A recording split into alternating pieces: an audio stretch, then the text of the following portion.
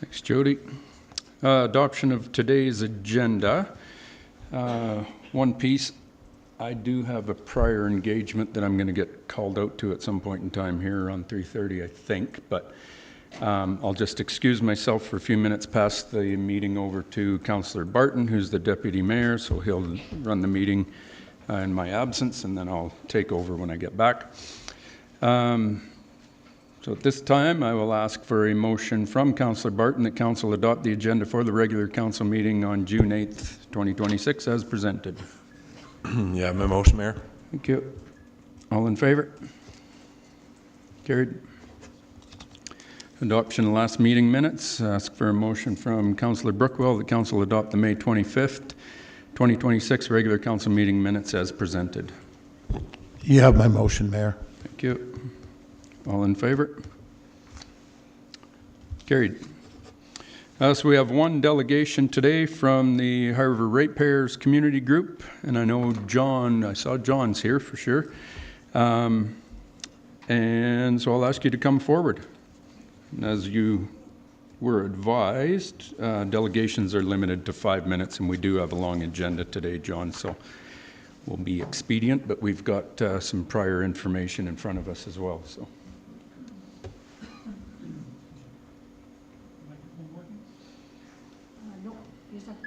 There it is. Got a lot of red lights. Oh, there, it sounds like it's working. Okay, all right.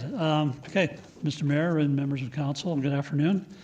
As you know, my name is John Turner. I've been here before, representing the High River Ratepayers Community Group, and joining me today, also representing the group, are Steve Crow. Julie Benton. Thank you very much.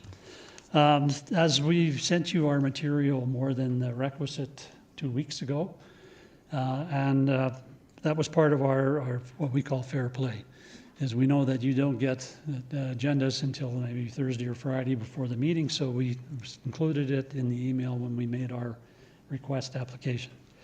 So I'm not going to go read it all out.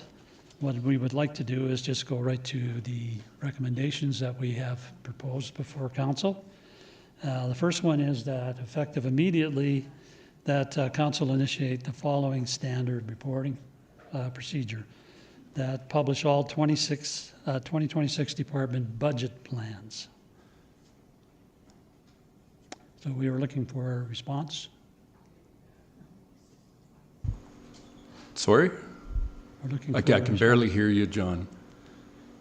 The resolution or the recommendation, the first one? Yeah, we don't make resolutions just based on what you're telling us. We've had that discussion a few times before, John, so you're welcome as a delegation to present your material, and council can ask questions if they wish, but you're not going to get a yes or no from us today on this stuff. Pardon me, did you just say that's a definite no? I said you're not going to get a yes or no from us today. And that's not how we operate with delegations. Oh, I'm sorry. So, so delegations can come. Well, but they can't ask questions. Is that what you have specific asks, and if you're looking for a council resolution to discuss that, that is not going to happen today. That needs to be scheduled, and it's council's choice with the resolutions that you've got proposed. Okay. It's council's choice as to whether to bring them into a regular council meeting, put them on the table, have discussion, and have a vote. Okay. That's a whole different process. It doesn't happen the way you're wishing it to happen. So this is over semantics. If I'd have said it's our recommendation to council, what would you say to that? I don't know. Council would have to have that discussion. Well, while we're here, we have a few minutes left of our 5. I'd like to know, does council, anybody in council read that and think having quarterly, or pardon me, having the plans backed up, the budget? John, we're not. Is that a good or bad idea? John, we are not doing this as you're requesting. That's not how we operate. That's not how councils operate. That's not what's going to happen. You are more than welcome to take the remaining. We're spending a lot of your 5 minutes on this.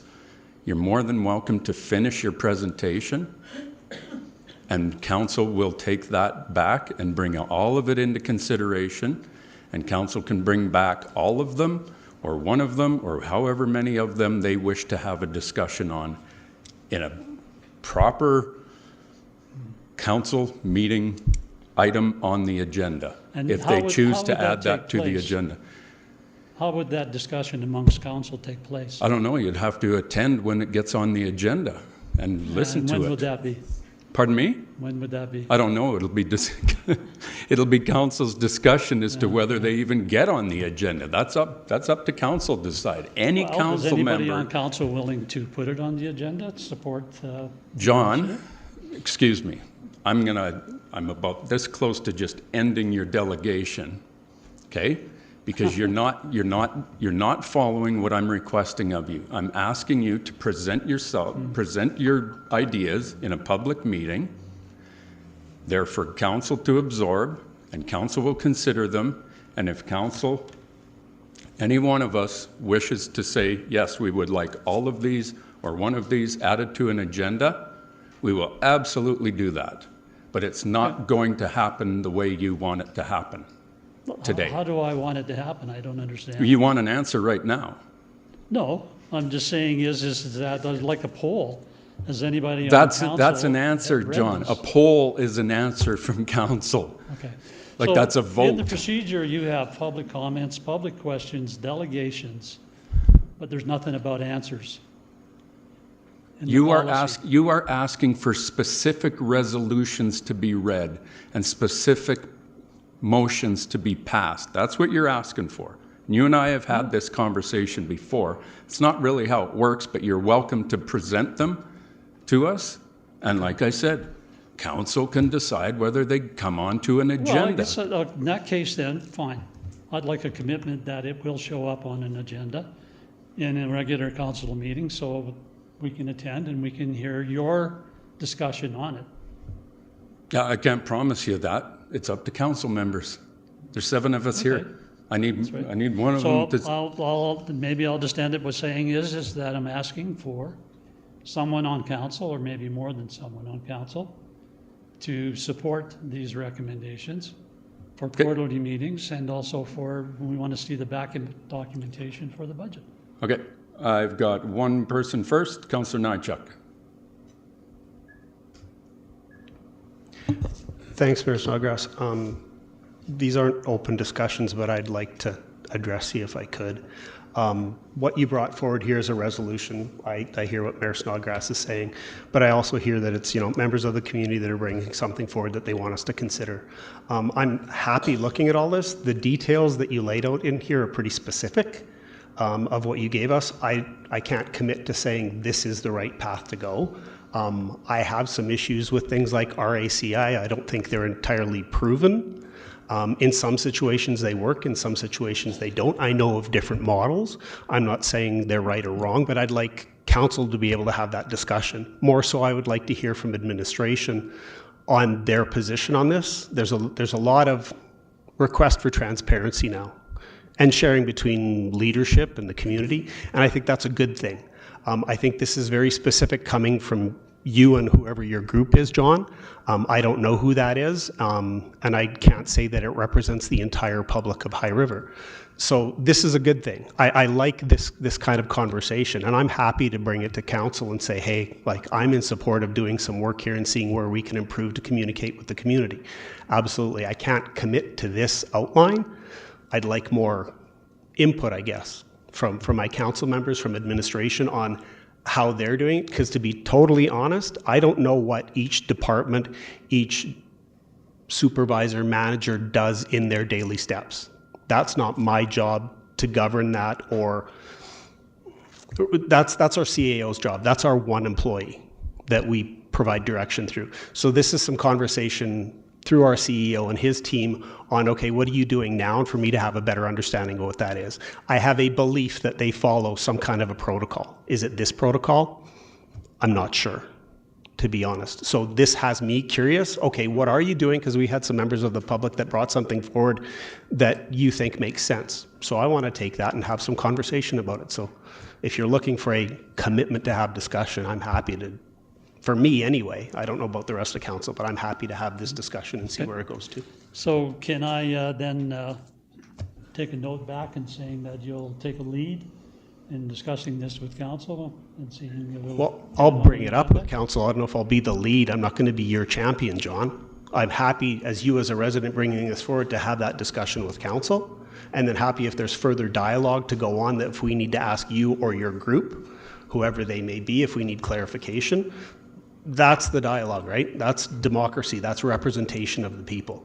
So taking this as a finite plan on what needs to be done, I can't do that because I haven't vetted this with the rest of the community, and I don't believe you represent every member of the community. Maybe you do. I'm not sure. If you do, this is fantastic because it's very holistic for us and it's one piece and everybody in High River has agreed to this. I don't think that's the case, but I'm willing to have this discussion because I think improvement is always a good thing. Okay.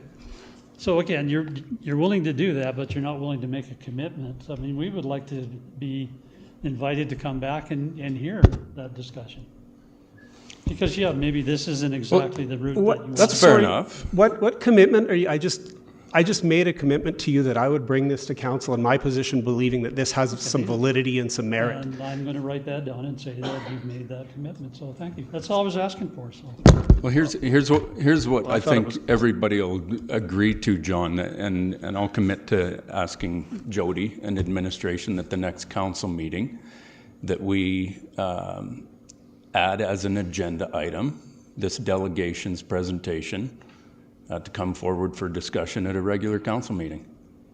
And out of that, we can decide, council can decide which of your resolutions, if any, if all of them, that council wishes to vote on at that time. But we'll put it on the agenda. That sounds reasonable. Okay. Before you go, Councillor McGonigal, next.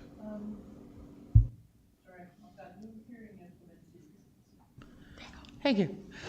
I appreciate that the work that you've put into this. When I look at it, it looks to me like what you're asking for is a comprehensive annual report that most business organizations provide and a lot of charities provide.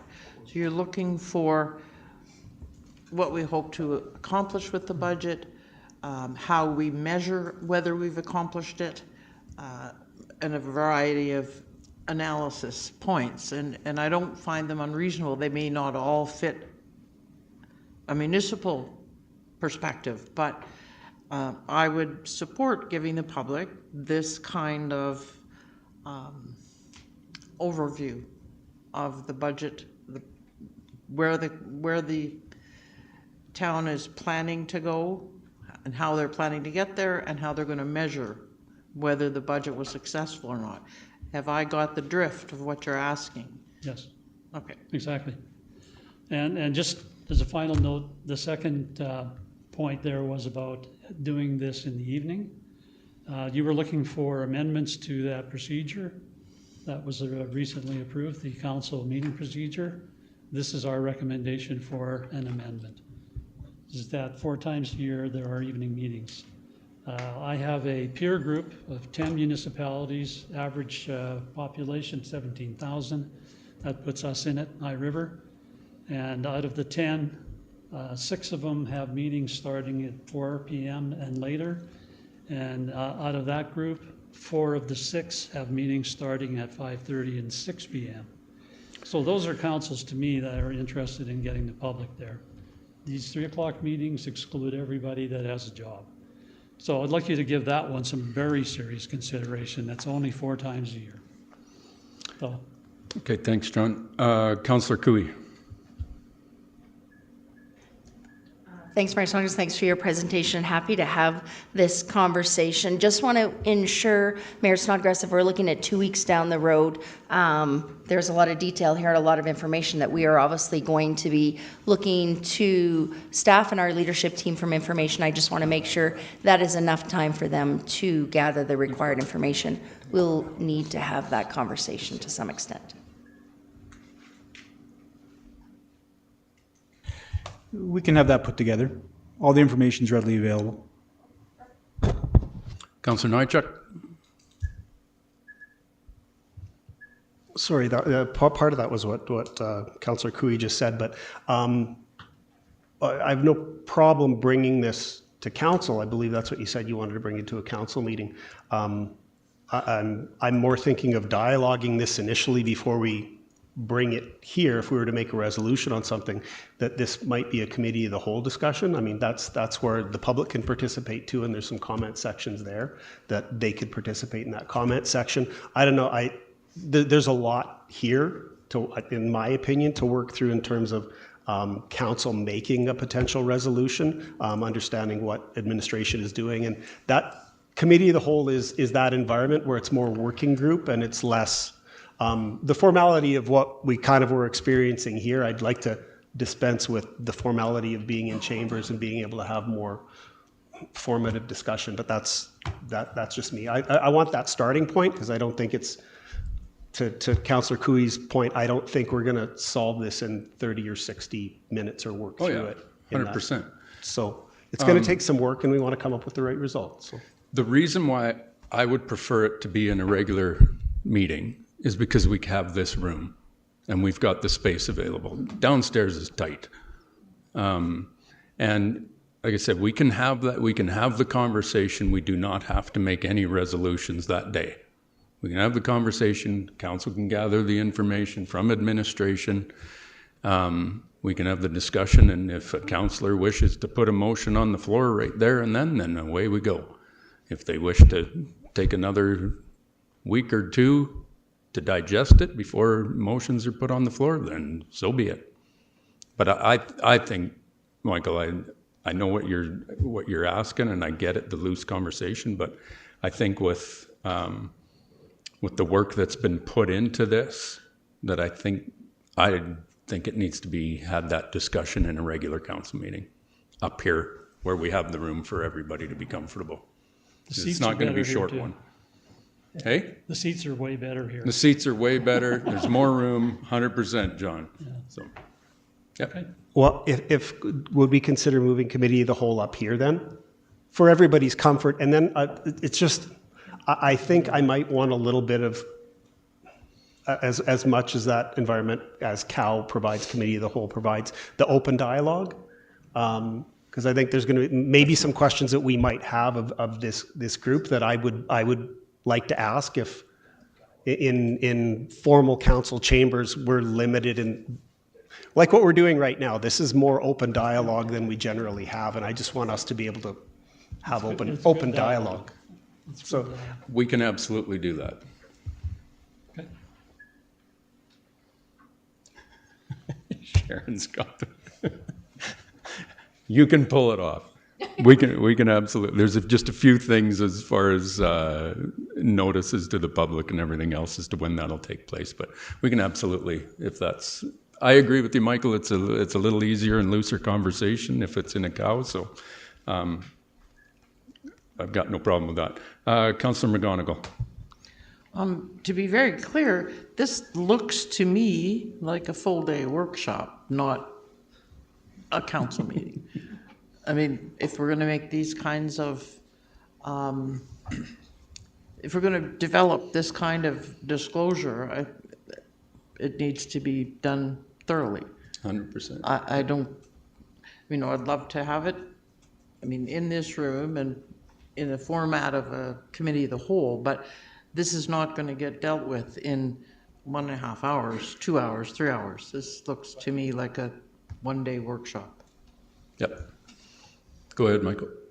I just to Councillor McGonigal, I think that's just a starting point, is where we'd be on that next meeting. It's the beginning of that discussion, and then if all of council is in favor, I think you and I are trending on the same thought pattern. But if all of council is in favor of that, then we continue the work, right? And like you say, it could be a one-day workshop, but at least it gets us dialoguing here as council, and then some interaction with the group that's brought this to us and anybody else that wants to add to it. So yeah, and I want to hear administration's response. I don't think we're getting it done in that one meeting. Councillor Barton.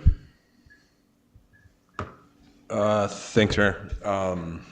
The one comment that I have, like, I agree with it, whatever all the other councillors are saying. We need to have a deeper conversation on this. The one thing that when you read your submitted documentation in the High River Ratepayers Group, and it says, let it be known by the Council of Town of High River that. I have a little problem with that because we actually didn't put this out, and you write it as a resolution all the time. It doesn't need to, in my opinion, it doesn't need to be a resolution. It's just you put this out as information, because right now it looks like if this is read down the line 2, 4, 10 years from now by somebody, that council was the one that actually pumped this out. We didn't, right? So,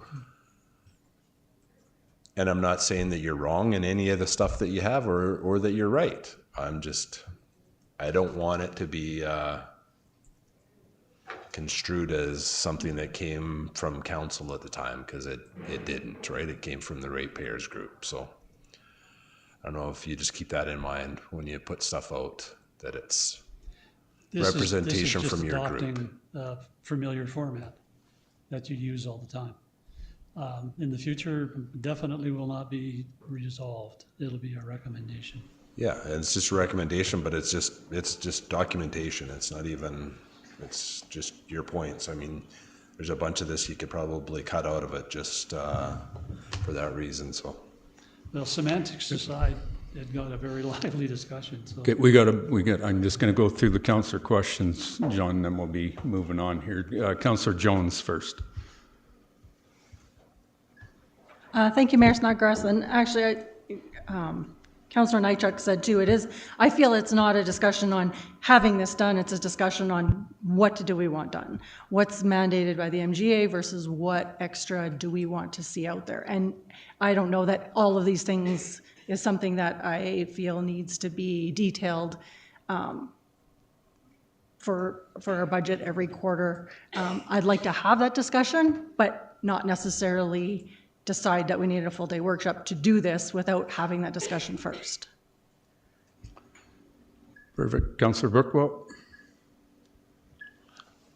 Just want to say I kind of agree with the idea of doing this as a committee of the whole. And up here is fine. At least, like Michael said, that it gives us that chance to discuss it like we are right now, kind of more informally, and come up with a better plan forward. Thank you. Thank you, Councillor. Okay, thanks very much, John. We'll Thank you. proceed at the next meeting. This time, we'll move into the public comment section. Anyone that wishes to share it? Maureen?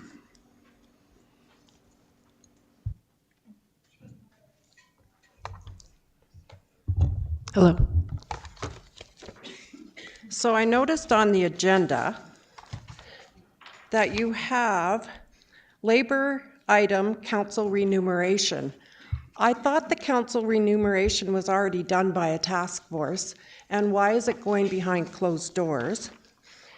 And also, in the Municipal Governance Act, it does say what should not be discussed in a closed session. Discussions regarding budget requirements for hiring additional municipal staff and for the setting of salary ranges. So my question is, why is this in a closed meeting? That's my first thing. My second thing is I want to thank y'all for my 3.22 increase, which actually turned out to 9.264%, and that's not including the education. My whole tax bill went up 12.85, so I am not sure where this 3.22 went. Maybe Jordan can explain that to us. Because I'm not the only one. I have had a lot of people come to me, they're thinking of selling because they can't afford to live here with the taxes. Thank you. Thanks, Maureen. On the in-camera portion, so we met with the task force on you're talking about the remuneration, and it was a question that was brought up by the new council as to how the remuneration that the previous council adopted to continue the status quo. The new council wanted some more information as to how that came to be, so we met with the task force last week and got some more information. The biggest thing isn't the you know, our salary amounts. It's how per diems are paid out, because some of these councillors, and we go to different meetings that are in different places. There's travel time, there's extended time for these meetings, and that's what was going to be discussed as to, you know, how do the per diems. Now, and not only the exact thing about the per diems is to just directing directing administration to bring back options, because the task force advised us of different communities, how everybody does this a little bit differently as to how councillors are compensated for their time. So in all honesty, I've got no problem whatsoever in getting rid of this closed meeting, because that's the only item that's in there, and it doesn't really need to be there. So I think we'll just go right from the, need my glasses so I can read the numbers.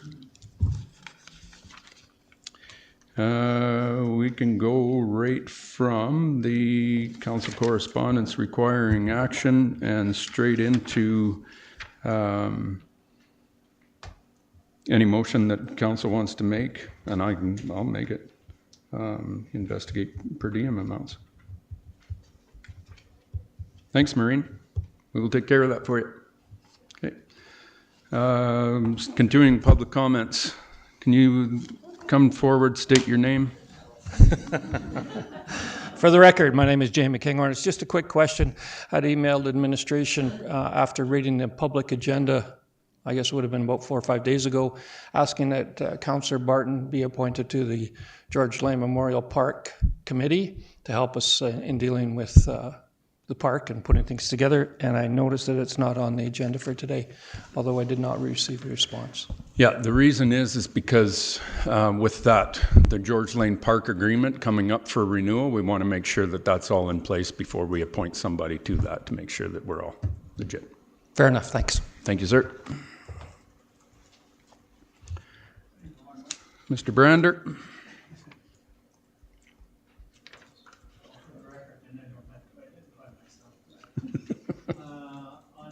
Item 6.5. I just want to take a moment to commend and to thank Council for advocating for this portion of our community.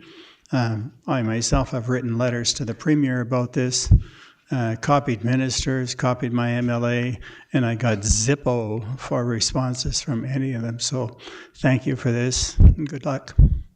Appreciate it. Thanks, Al. And that's regarding the AISH compensation that the government has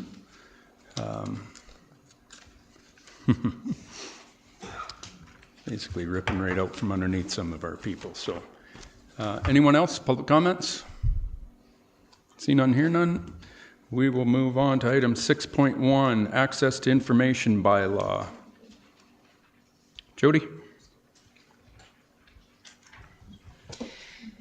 Yes, thank you. Good afternoon, Mayor and Council. Today I am here to talk about the changes to legislation that the province adopted last year, and that municipalities had 1 year to implement a privacy management program regarding access to information and the protection of privacy. So this legislation was adopted by the province on June 11th, 2025, and municipalities had until June 11th, 2026 to implement their privacy management program. So we are coming pretty close to that deadline. Well, today's item sets us up with the privacy management program policy based on the access to information bylaw. There are still items to focus on implementing across the organization over the coming months. We are now referring to the two acts collectively as ATIP rather than FOIP, as most people had become familiar with before, and we have actually been using the term that items were FOIPable or FOIP requests had come in, where now they are access to information requests or ATI requests. In addition to the acts, there were also regulations that were released by the province, and the delay in getting our privacy management program, or the PMP as we're referring to it because we just need another acronym, was due to the significant detail that had to go into this privacy management program and the late release of various regulations and templates that were developed by the province and the Office of the Information and Privacy Commissioner. First, I want to present the Access to Information Bylaw 4663/2026. This bylaw repeals 4469/2016, which referred to the former legislation being the Freedom of Information and Protection of Privacy Act. The bylaw appoints the head or the privacy officer as the manager of legislative and advisory services and provides the basis for fees to be charged where applicable under the Town of High River rate bylaw, which all of the information in that rate bylaw is based on the legislation for access to information requests. Does council have any question regarding the bylaw? Thanks, Jody. And obviously, oops, let me get that shut off.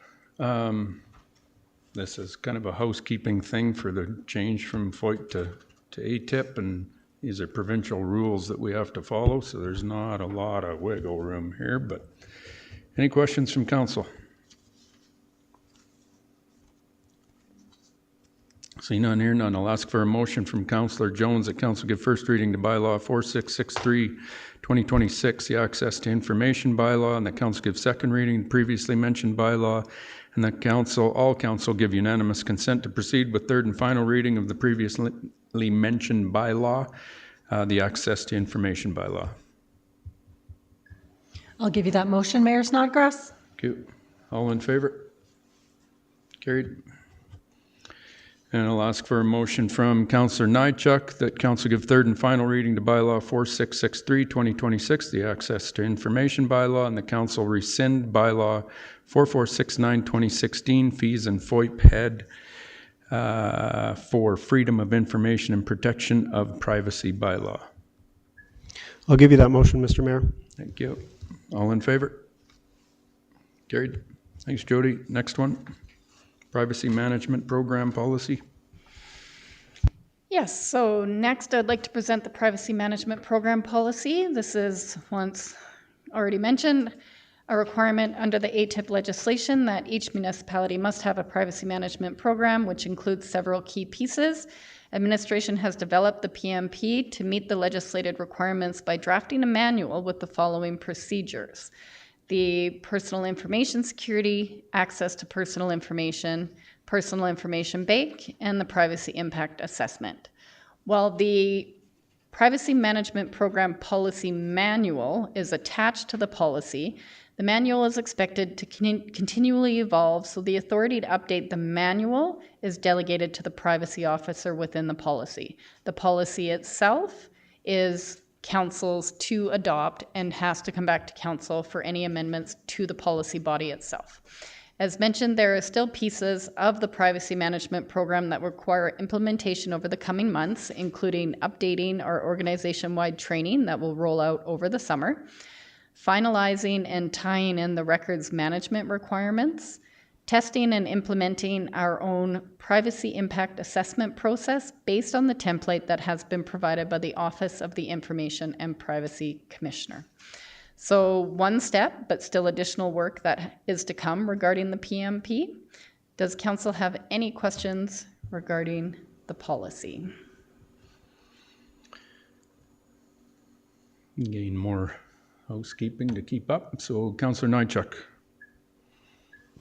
Thanks. Just a couple of things, Jody. On the, if you want to call it, I don't know if you want to call it annualized review of the policy, did I miss it in my late night reading that I didn't see what that time frame was? Is it annualized? Do we have a date that's written into the policy that has you reviewing this and bringing any recommendations back? And then the other one was on the training piece. Is council included in this training as well? Privacy is a big thing now, and I guess I'll take any training on how we handle that. But yes, we can definitely include council in the training. The legislation is specific that every employee requires training, whether it is very high level for any outside workers or lifeguards, where typically they're not hands-on with a lot of personal information, but still making sure they have the training and the awareness of what their role is in that.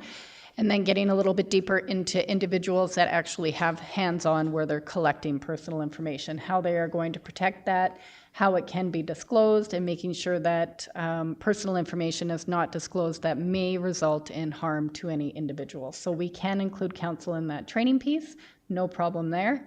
The first question with regard to how often we're going to review this, we didn't actually put a timeline in there for like an annual review. Right now, I think it's going to be specifically within the manual, like what we're doing every day is probably going to be evolving more frequently than once a year, especially as we learn about the privacy impact assessment piece, because that was a regulation that was put out quite late. And we had actually done a whole bunch of work to try and develop our own approach to that. And then the regulation came out, I don't know, it was very close. I think it was maybe 2 months ago that came out, where that makes it very difficult for municipalities that have been working on this and expecting this deadline to then we all of a sudden had to try and pivot. So right now what we've done is simply put in the template that the Officer of the Privacy and Information Commissioner provided, where we need to actually get in and do some testing and maybe some trial runs of that before we can actually develop what our process looks like for a privacy impact assessment. So typically we do have policies where they are, this is taking a long time to get to your answer, where they are reviewed once per council term. So I don't know if that would be appropriate for the policy side. On the manual side, I think it's going to be ongoing for the next 6 months to a year while we get into this a little bit better.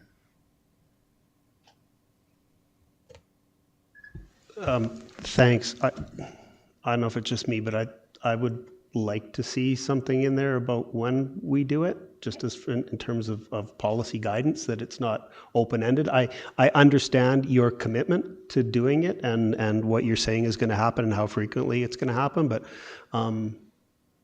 considering the rapid changes in security around people's privacy, and not just people's privacy, but banking information, personal information, medical information, all that kind of stuff is a bit on an edge with what we have going on with AI. So I would like in the policy if we said at least a minimum of a year. For me, I don't know what the rest of council thinks, but I think throwing something in there is prudent. Even though you've just said that you're going to be doing this on a really frequent basis off the start.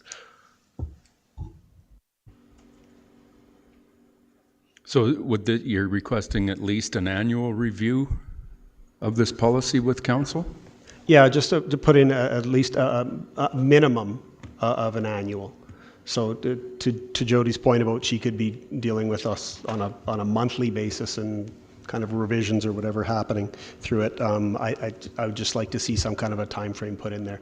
I don't think a council term in the environment that this change is happening in right now is prudent. I think we need to put in something that's a shorter time frame than that, and that's why I'm suggesting a minimum of a year. Okay, thank you. Councillor McGonigal? The only problem I have with this is I can only imagine how long it has taken to draft and craft this policy. But having only from Thursday to today to look at a policy which is quite important in today's society, and it's 129 pages long, I'm reluctant to say let's go ahead with it first go. I'm sure it's fine, but I really think council should have a little longer time to look at this, and I know probably we don't have that time because of the requirements by the province, but I would, if we approve it, I would like to see it come back at if a councillor has had time to go through it after today, and sees an issue, then I'd like to see council be able to bring it back again. It's just too much of a document to have only 3 days to look at. I can very much appreciate that, Councillor McGonigal. It is in total, I think, a 56-page document, 55. It's long enough as it is. I don't need to add an extra page. The pages 12 through 55 do form part of the manual and were attached more so for information. It is the pages 1 through 11, which I feel are important for council to review. And I support whichever way council decides, whether they adopt it today or and then have it come back to get that more fulsome review, or whether council delays. And I do say that because having spoken to Alberta clerks across the province, not many of them are fully able to implement this at this stage. And also having some direction from the commissioner herself, they are also far behind in their work. So if we do not pass this today, while we wouldn't meet that June 11th deadline, I don't feel that there are going to be repercussions that are come back on us from missing that deadline. We will just work towards it as quickly as we can. I guess my point was the document we had to review says page 27 of 129. So, and I know I was not able to finish reading it over the weekend.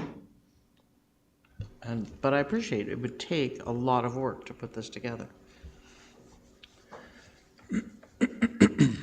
So what did you say the deadline was? June 11th, June 11th, 2026. right? So is that Thursday? Yeah. Okay, so is there any appetite from council to defer this motion, this approval today? If you... Okay, so we have a motion from Councillor McGonigal to defer item 6.2, the Privacy Management Program Policy, to defer this decision to the next council meeting? Yes. Does that work for 2 weeks? To defer to the next council meeting. Open it up for questions, comments. Councillor Nychuk. Thank you, Mr. Mayor. Through to Jody, what are the implications of not having it done by the 11th? I read it, but I'm not a lawyer like Councillor McGonigal, so I trust her reading through things like this. But the way it sits for me, I'm okay with putting it through, understanding that we can go ahead and bring a policy back at any time and adjust it if we see fit. But so I would vote to put it through today. That's where I would be at. But I guess back to my question, what are the implications if we don't meet it by the government's requirement by June 11th? Thank you, Councillor Nychuk. There is no clear impacts that are listed if we do not meet that deadline. The deadline is given, municipalities are asked to meet it, being that the Office of the Privacy and Information Commissioner is also behind in their work. I don't believe that they are going to come hunting for any municipalities that have not met this deadline. So I can't say that there won't be any impacts, but I don't believe there will be.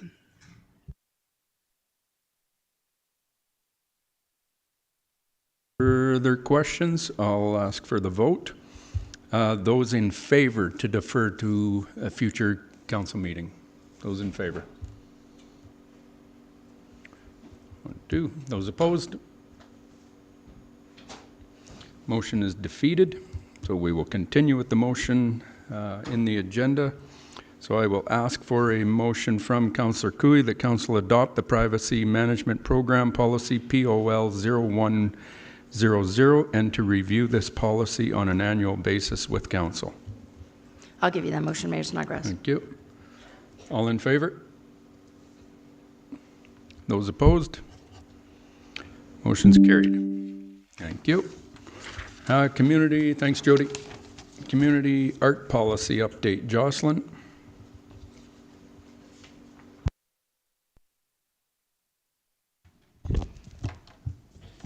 Good afternoon again, Mayor and Council. Since the adoption of the community art policy on March 24th, 2025, administration identified gaps within the policy related to the proposal review process, including the absence of a rationale for artwork and the lack of reporting and accountability measures. Administration brought this forward and discussed these concerns at the Committee of the Whole meeting held on April 13th to explore opportunities to strengthen the policy. Currently, the policy states administration receives the application and brings it directly to council for decision. In the recommended policy, administration has added a step before coming to council, which includes an internal review of the proposal. This is intended to add depth to the recommendation to council. Administration has also added a requirement to the proposal to include a comprehensive rationale to the artwork in their application. Further, administration has also added a funding accountability report to be submitted within 60 days of the completed project. This matches the Community Vitality Fund reporting requirement and creates consistency with the funding agreements. Definitions for the featured use and incidental use of community art have been included in the revised policy, as administration has received several inquiries from film production companies about the release of community art such as murals. Administration discovered this is a complex inquiry and sought legal advice. The outcome of the advice is to include the definitions of both featured use and incidental use of community art. The town is only permitted to release copyright and moral rights to any community art that the artist has transferred the right or the ownership to the town. Administration recommends council approve the revised policy as presented. Are there any questions? Thanks, Jocelyn. Questions from council? Councillor Jones. Thanks, Mayor Snodgrass, and thanks, Jocelyn. Actually, I just wanted to say I think those are really good additions to this policy. I know in Community Vitality Committee we have talked a lot about some of these things, so I just think I like them. Thank you. Councillor Nychuk. Thanks, Mr. Snodgrass. Mirroring Councillor Jones's comments, this is great. There's some transparency here that the public is ever increasingly asking for, so it's a good thing. This is a bit of a sideline, but on the art that we have in the community, how many have we been granted in terms of, something, if it was going to be a featured use, that we have been given that right to go ahead and give that authorization of use? Regarding the murals, because the majority of the murals are located on private property, I have started trying to contact the artists to get them to release the moral and copyrights to them. I've been successful with, I think, about 5 of them so far. So it's a bit of a work in progress right now, but we're trying to get as many as we can so we can have that film production release. Thanks much. Appreciate it. Councillor Cooey. Thanks, and thanks, Jocelyn. I think, as the others accolades, I think great additions. These gaps can't always be captured until the policy is put into practice. So really great of you to capture these and to collect those and to recognize them. The accountability, I think, is huge, and the review process, I think, will make a big difference. I just think you've done a really good job of kind of capturing this now that it's been into practice for a while. So thank you for that. Thank you. And Councillor McGonigal. I'm just having a look at the acceptable parameters of community art. That's I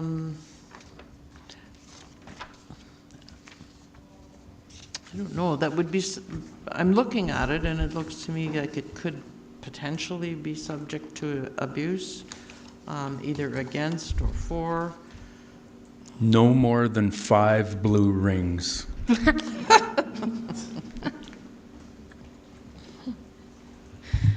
There's one in Calgary already. We don't need another one.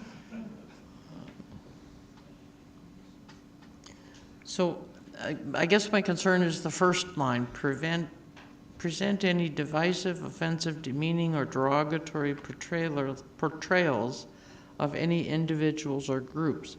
That's a line that can be weaponized. I like the rest of them, or the next one, maybe iffy, contain anything that is likely to cause offense. Who gets to decide that? Ultimately council, because administration would bring the proposal, we would do an internal review, and then we would bring it to council. Very similar, if you all remember the prominent figure tree carving discussion that we had for, 25 minutes one day. That is where we kind of worked through that and then ended up taking the artist in a different direction.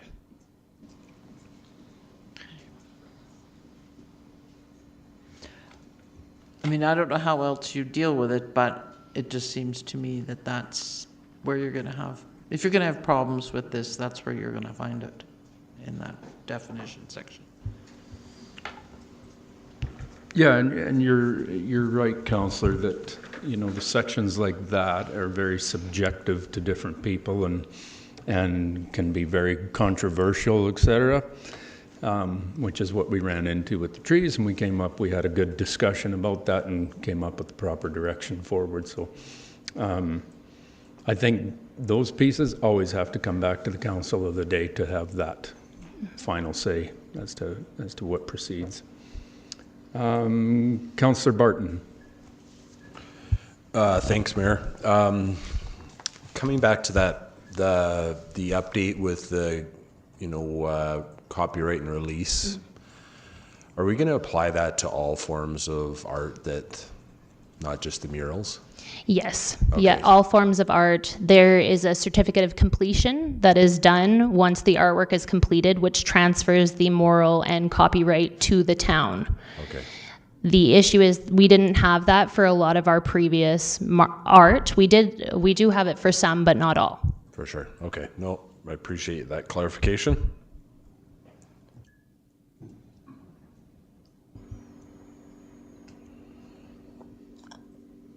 Nothing further.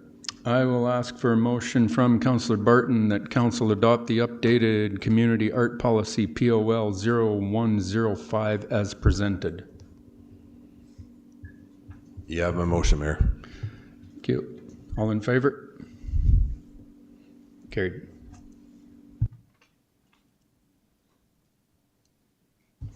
Film production policy, Joss.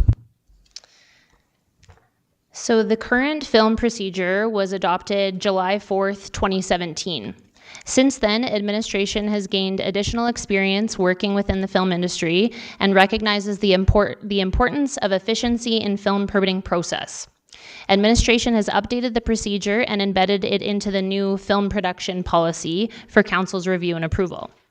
The existing film procedure outlines a lengthy process requiring film requests to be submitted 45 days prior to filming. The nature of the film industry is extremely fast-paced, and requests change frequently based on many variables.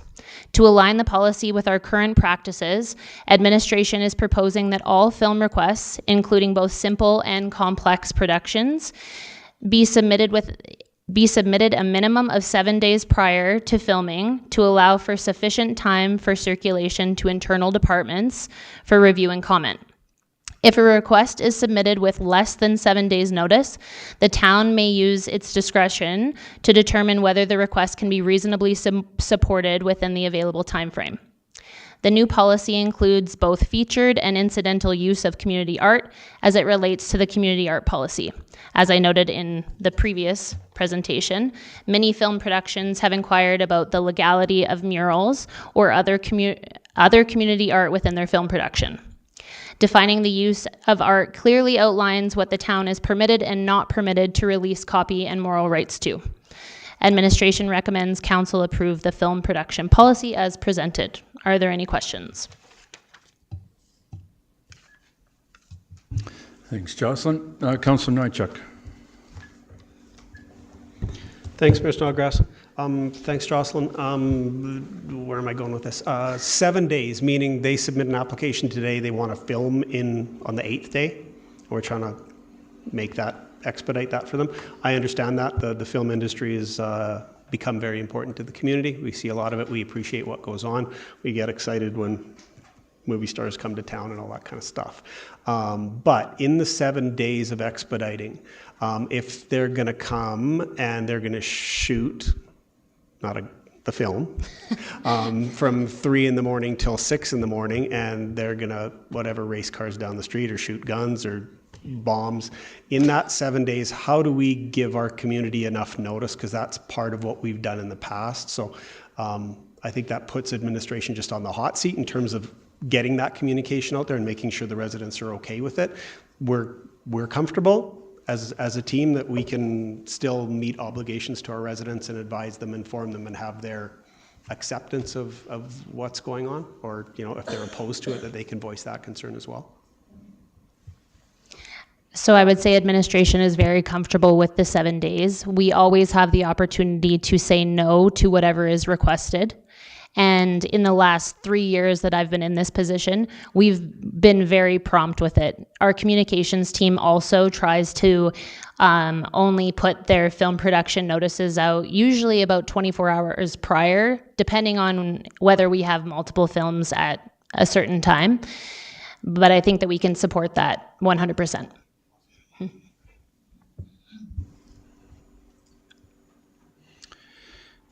Thanks, Jocelyn. I'll ask Councillor McGonigal to read the motion, please. I make the motion that council approve the film production policy as presented. Thank you. All in favor? Carried. Can I ask Jocelyn a question? Oh. You can ask Jocelyn a question. You already passed it. A little late, but... No, not about that. Can you give us an update on the tree on McLeod Trail that Darren Jones was working on? Yes, he'll be back on the 12th. He's got about 3 more days to work, but it started raining when he was trying to complete it. So he should be back on the 12th and be able to complete it within the 3 days. Okay, because it looks great. I've seen a lot of his other work and it's not quite finished, so I just wondered where that stood. Thanks. Thank you. Thanks, Jocelyn. Item 6.5, changes to the AISH program. Shelley? Kaylee?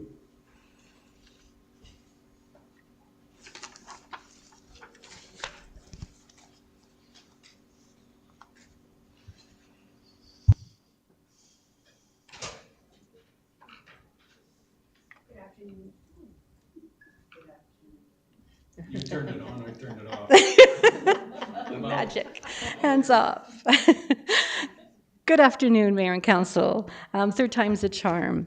Thank you for having us today. I am here with Kaylee Mosaic-Walsh, and she is one of our Community Support Services coordinators that works out of our FCSS Resource Center. We're here today to speak to the RFD that is in front of you, to answer any questions that you have, and just to draw some attention. So in essence, we are advocating for you to advocate. This is new. So we want to just take a wee bit of your time to bring to life the information that's in front of you. So we provided you with lots of words and policies and things, but really this is about people. And it's about our residents in this community. And so that's what we want to do today, is to bring this document to life for you. So as we're speaking today, we just want to ask you to perhaps think of somebody that you know that is on AISH, as we're talking about some of these points and how some of these might impact those residents. And we'll also be providing you with some examples of residents that we are proud to serve out of our resource center and support them there and how it's going to impact them. But first, we want to acknowledge just a few quick things. First, we want to acknowledge that this might be a benefit to some.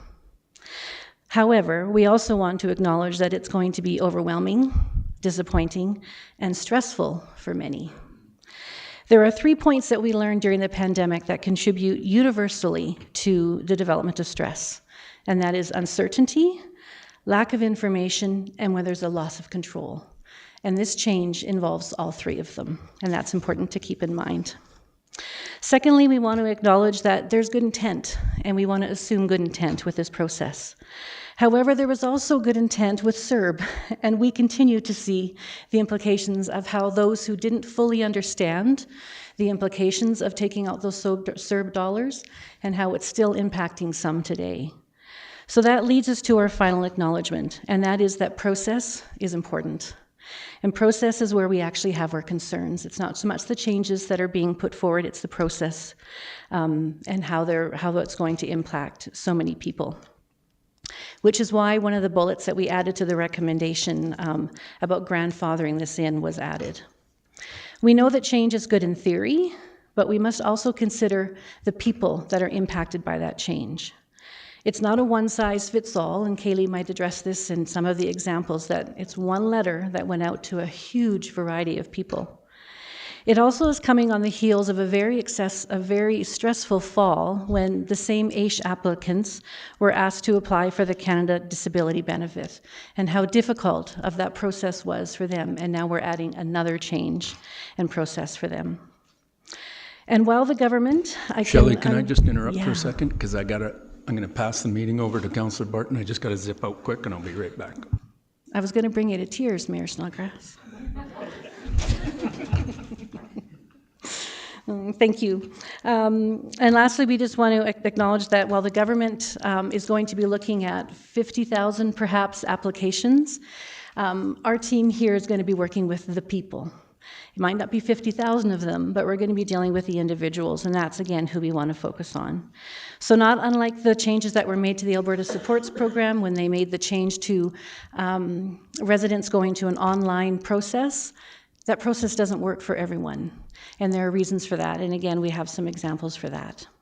So while we could talk to you for hours about this, we will not. We will keep it short. We want to be respectful of your time, and we want to be efficient, but we did want to break some of our thoughts and ideas into kind of 3 different categories, and that is kind of how the next steps and how they could potentially impact our residents, and ways that we can consider all the different ways that these different next steps could have implications for those that are already part of our vulnerable population.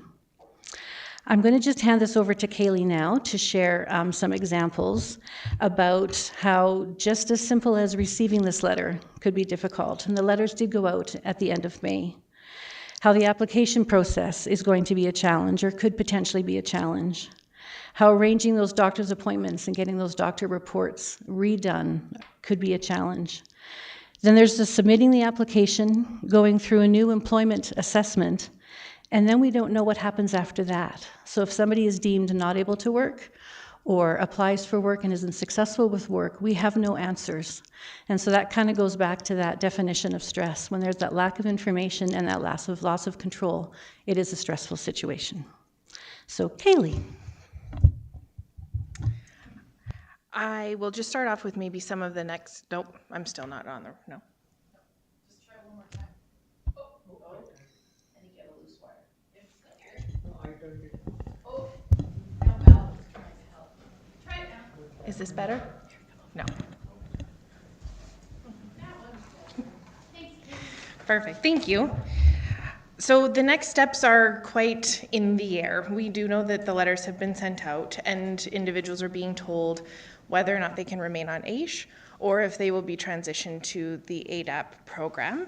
They've also been informed that they can reapply for AISH. So essentially, if you are now moving to ADAP, you can do a new one-size-fits-all application for both programs. We have not seen that application. We don't know what will be required, what may be different from the previous application to now. So we are fielding a lot of calls and a lot of panic from residents who've received that information, don't necessarily know what is going to be coming up, but they want to start now, and we don't know what that might look like until July. So it's just trying to bring ease to something that's very uncertain, and it would be much more beneficial if we could give a little bit of guidance and reassurance that this process is going to be okay and we can try to get them through it. Along with that is also the assumption of what this process globally will look like for them. We don't know what that application is going to entail. We don't know if they're going to require supports in order to complete it. Right now, we already have, I think last year we helped about 35 to 50 individuals do the AISH application alone. That doesn't include all of the extra times that they come into our office, so we don't know what this next application process is going to look like. If it's determined that they're moving to ADAP, we have been assured by the government that there will be holistic supports to help these individuals find employment that will be adapted for their particular ability. However, we don't necessarily know what that's going to look like in rural capacities or to what extent. So we don't know if that means that they're going to be referring them to our office to find supports and find different opportunities within our community for resume writing, if that means online courses and seminars, or attending schooling that they maybe don't have the capacity to do. I have had the privilege of working with one local resident where for approximately 10 years, this individual did try very hard within our community, accessed our supports, the supports through Inclusion Foothills, and I actually spent a lot of my time contacting other resources that Alberta Supports had recommended to this individual for him to gain employment skills. They all denied him based on the lack of capacity that he had in order to attend their training programs. So although this individual really wanted to work, this isn't necessarily a fit for him. And it was, like I say, about a 10-year process to help him gain access to the supports from our province. And now we will likely be starting back, and I don't know how some of these individuals will be able to follow through with the employment plans that they will come up with.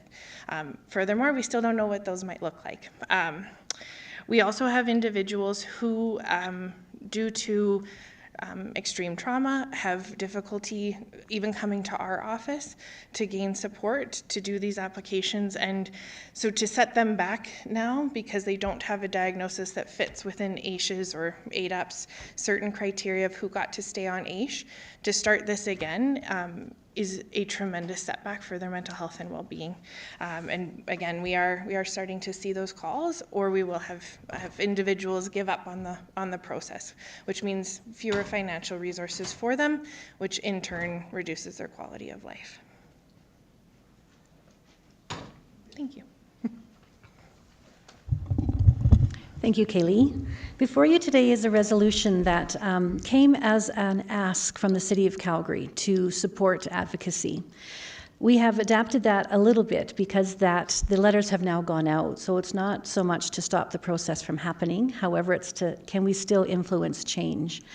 The final changes are not expected until the end of December 2027. So there is time for advocacy, and we certainly see that there is a need for advocacy. We took it upon ourselves to suggest 3 other items for you to consider. And that is one where, is it possible to grandfather this process in so that it's applicable to new applicants? So as Kaylee had mentioned, between 35 and 50 people that we supported, that was a new application last year, or an appeal. Anybody coming in new, but not impacting those that are already on the program. Or those that are on AISH but working, they may benefit, or they may see that this would be a good change for them, and so they may look at changing and going to the ADAP program. We also know from the province when we met with them that they have offered 2 contracts, one to a company in the City of Edmonton and one to a company in the City of Calgary, to provide the wraparound services to support the residents. We're not sure yet, because there's so many unknowns, how our local residents are going to benefit from that. If it's by phone or video, we know that that poses a challenge for many. If it is going to Calgary, we know that that is a challenge because of transportation. They identified that they'd be reaching out to local service providers to support them, which is great. However, they were compensated and we were not. So that was another consideration, is to compensate existing rural programs, such as our resource centers, to support and access the transition.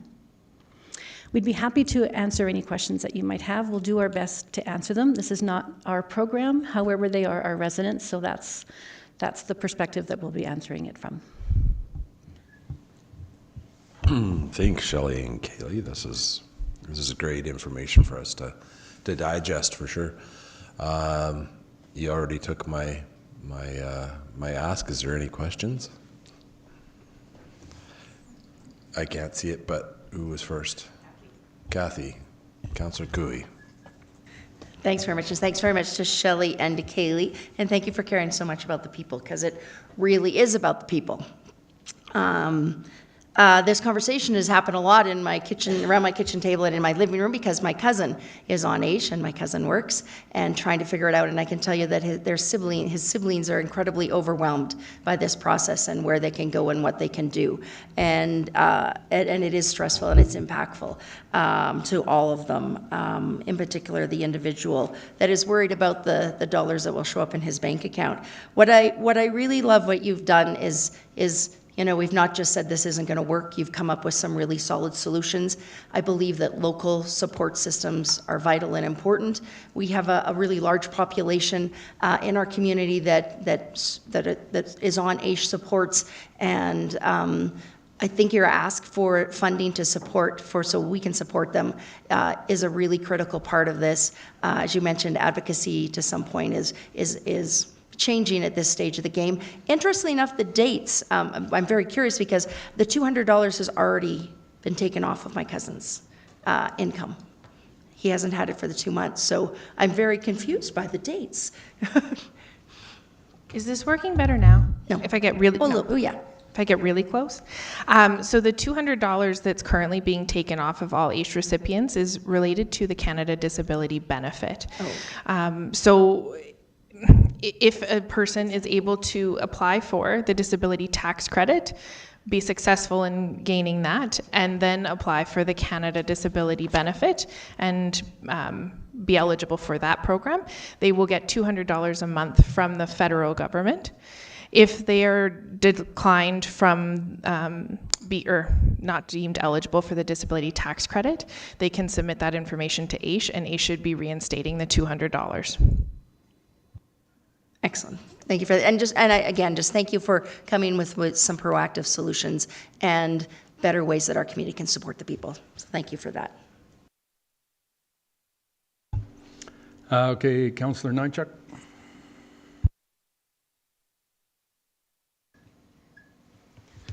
Sorry, had to take a pause there to flip a bug off my table. There's a lot of questions. There's not a lot of information for answers. So I'm trying to navigate how we as a council can best help. It would seem that your office is going to get taxed. That's kind of funny, isn't it?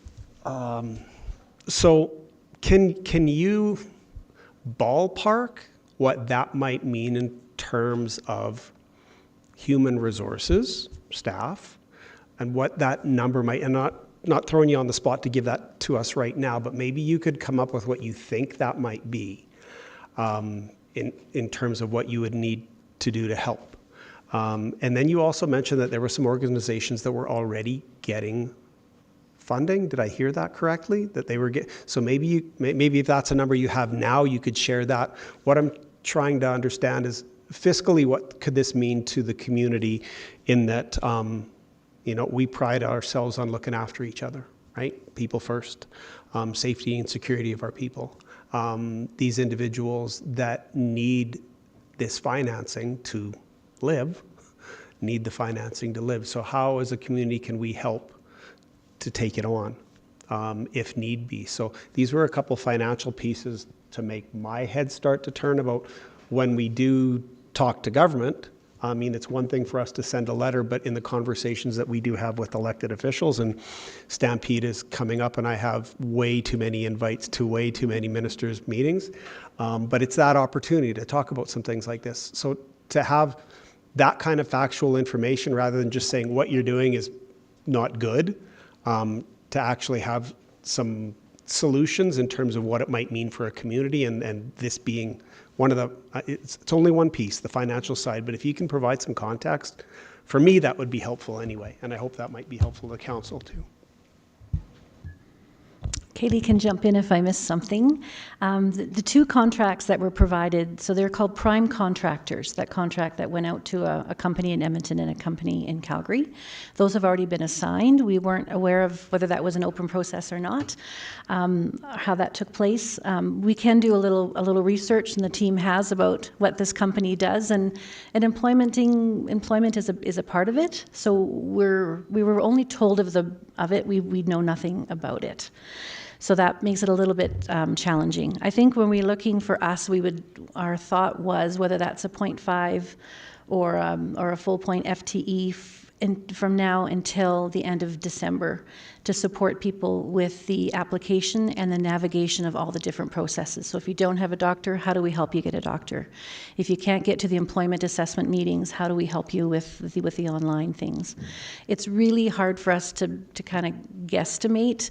I think there's lots that are like Councillor Cooey, where there's family that are in place to support that, and we still miss things because it is not an easy process.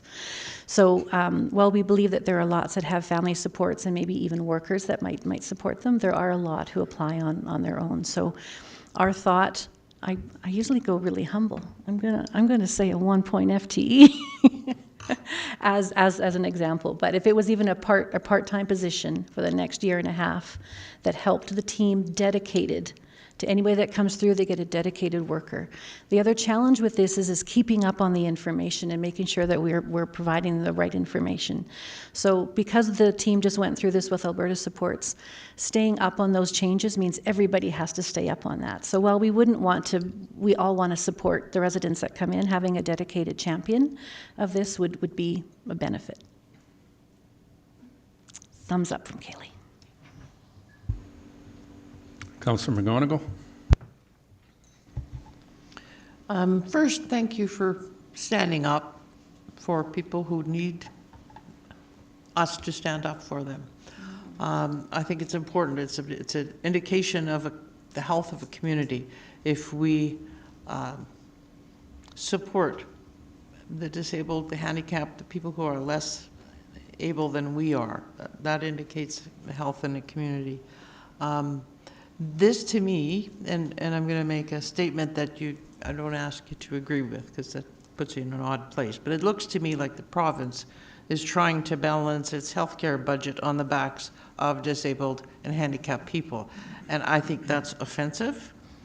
I would strongly support this motion. Thank you again. Councillor Barton.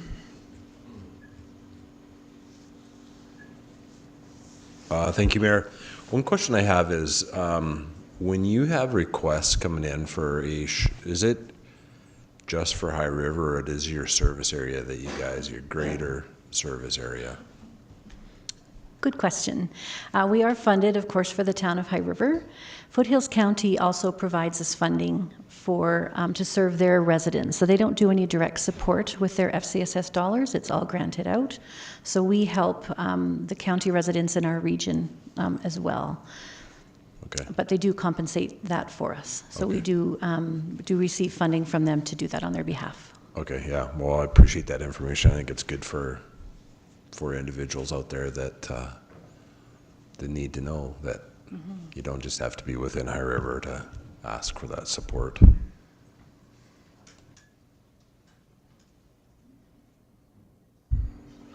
Councillor Jones. Thank you, Mayor Snodgrass, and thank you to both of you for the information. I do know, just sort of from a different perspective, that Alberta Munis and their health and social well-being committee has met with the Deputy Minister, Marika something or other, who is in charge of this file. And so we do have other avenues as well to share information so that they can also advocate on behalf of all municipalities. So sharing your concerns and I guess more personal information from High River with them too will help them in that advocacy as well. So if we can get greater strength in numbers, I think that's a great thing to do as well. And I know from just chatting with other municipalities that this is a huge issue all over, and not having it's very generic, like you said, not having really detailed information on how it's going to work is hard. So thank you for all that you do. Thanks, Shelley. Thanks, Kaylee. I'll ask for a motion from Councillor Brookwell that Town of High River's Mayor and Council advocate the Government of Alberta undertake further meaningful and expansive consultation to broaden their understanding of the realities impacting current AISH recipients and make the necessary adjustments to increase the likelihood of success and reduce the likelihood of harm. And further, that advocacy communications include the following specific points: that the Government of Alberta reopen the Income Support Office in High River, that the Government of Alberta consider grandfathering in the new ADAP program to new applicants and offer the new program to those AISH recipients who are already working or self-identify of wanting supports to gain employment, and that the Government of Alberta compensate existing rural programs, that is FCSS offices, to support the success of the transition. I'm glad to give you that motion, Mayor Snodgrass. Thank you. All in favor? Carried. On behalf of everyone, thank you. Well, and you know how much we're going to be leaning on both of you to help with these letters. So thanks very much, you guys.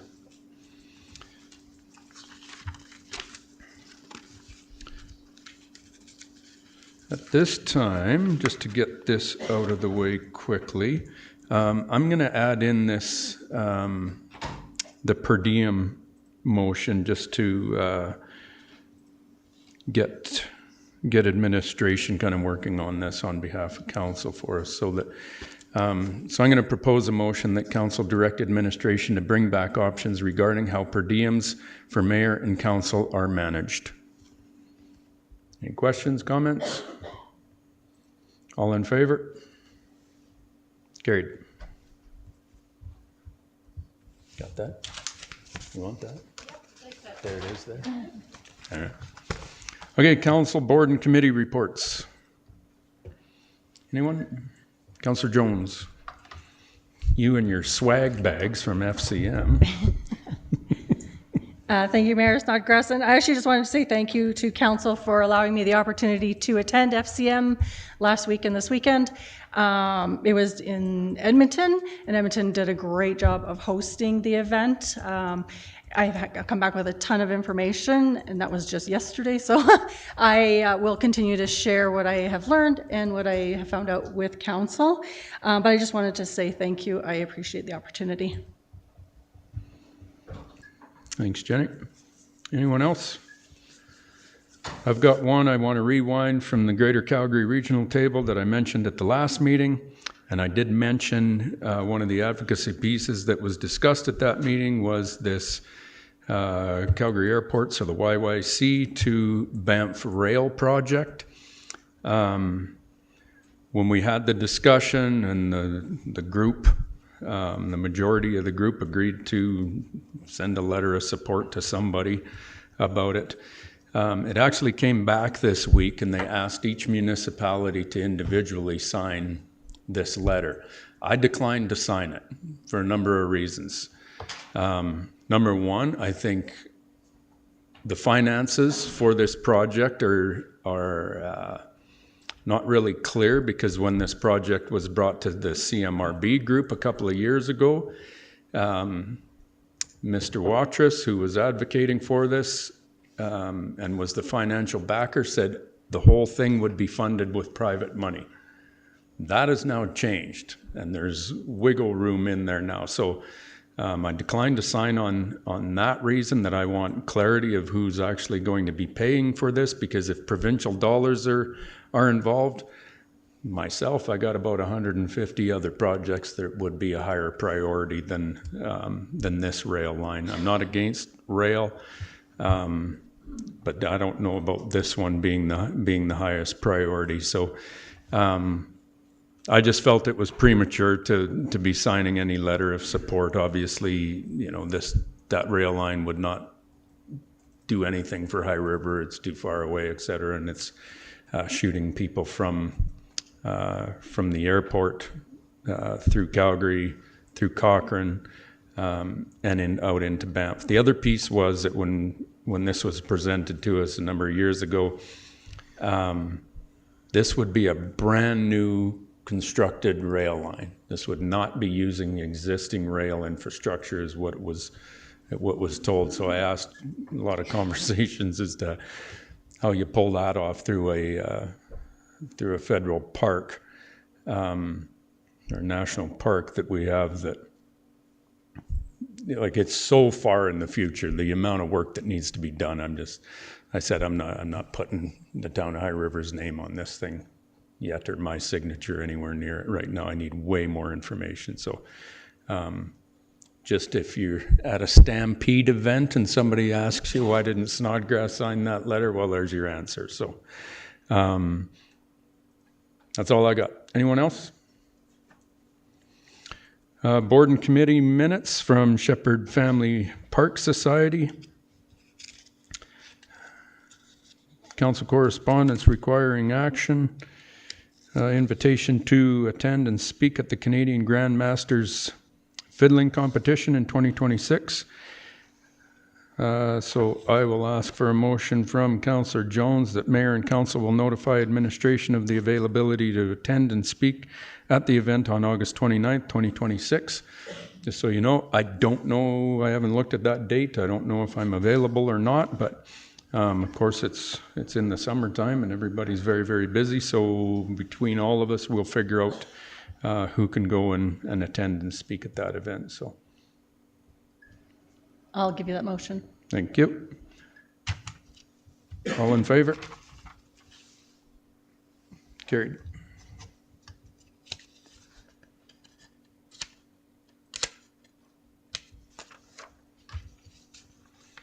And we removed the closed meeting session, so meeting adjourned, 4:28 p.m.